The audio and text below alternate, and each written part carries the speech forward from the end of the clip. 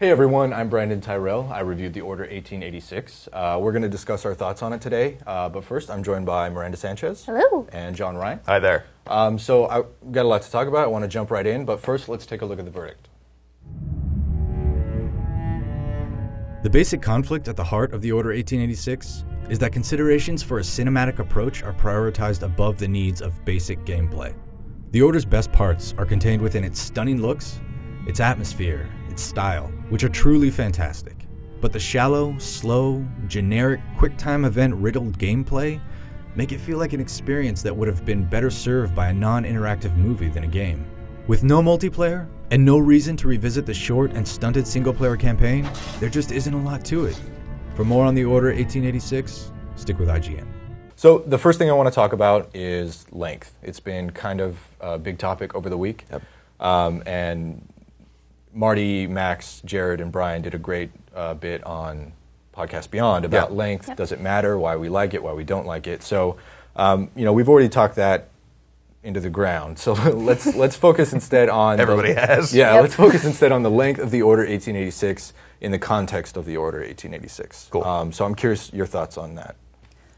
I think, personally, like, the overall length, I thought it was sufficient. I just feel like the amount of time you spend either watching cutscenes or just, like, kind of slowly walking around hallways and Sure. passages, like, the length of the game didn't bother me. It's how that time was used, Right. you know? Right. I felt like in the beginning there's some severe pacing issues.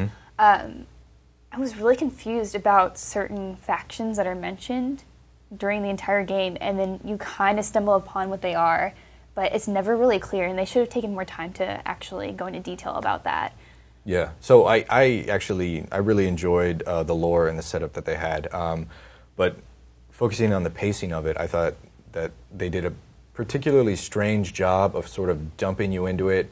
On one hand, I can understand because it's sort of up to you to figure it out. Yep. Right. And then on the other hand, it's you spend so much time sort of building, and then you are thrown into cutscenes and then into gameplay, and then there's a huge period where it's just nothing but exposition, and then it's a huge chunk of nothing but gameplay. And Right, so, and through a lot of those cutscenes, I just sat there waiting. It's like, am I going to get a quick time event soon? Yeah. Do I have to be ready? I kept thinking, like, can I set my controller down Right. and get a drink, or Right. do I need to hit R2 for any reason? Exactly. It's like, is this going to be like, Guns of the Patriots, where I can just be like, I'm just going to leave the room and, like, go to the fridge, get a beer, come back, and it'll happen. still be going. Like, Right. But I feel like also when you have those, like, huge chunks of gameplay and those huge chunks of cutscenes,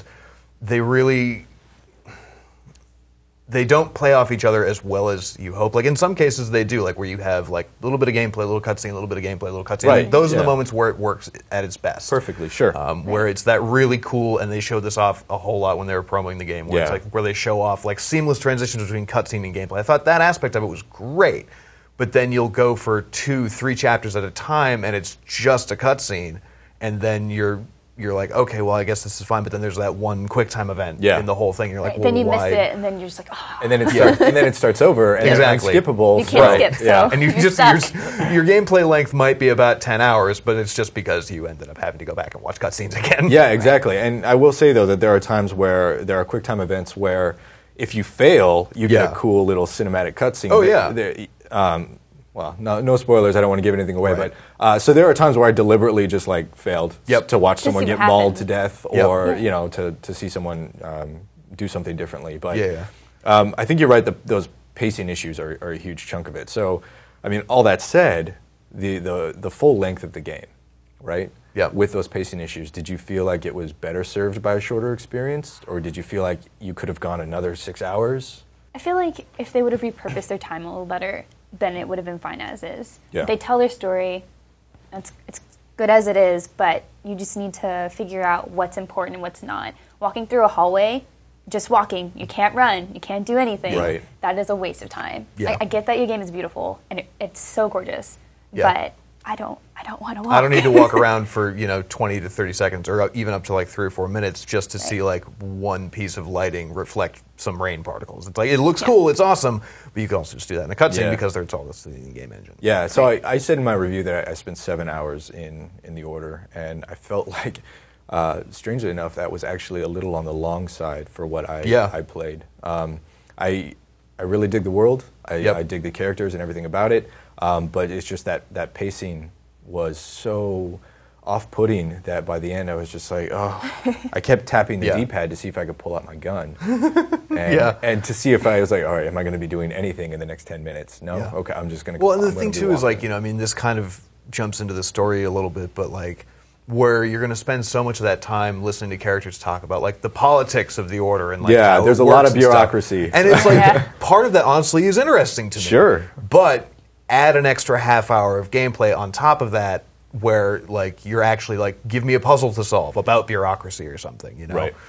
Don't just have me sitting listening to an old man talk about tradition and the Order and like why it's important for England and all that. It's like Right. I think that's a big problem throughout the entire game is that they don't let you be involved. It's just like they want to drag you through the story. So that's a big thing with the pacing is Yeah. that you'll jump from cutscene to gameplay to cutscene to gameplay, or you'll be cutscene, a little bit of walking, another cutscene. Yeah. Then you can just walk a little more, then cutscene. Yeah. It's like they're dragging you through this, Yeah. and that you don't have any control over what you're doing. It's not so much guiding you as it is grabbing you by the wrist. Yeah, it's and really pulling you through. Yeah, it's kicking you down the hallway. Cool. And it's Well- like if you want to make a movie, make a movie. Yeah. That's totally cool. Like I'll watch it. I love the world that they've set up. But if It is you- great. It is if a you great want world. to, you know, force me to do it in this fashion, or you're gonna make me spend this much time, just like make it a miniseries on Sure. Netflix or something. Yeah. Yeah.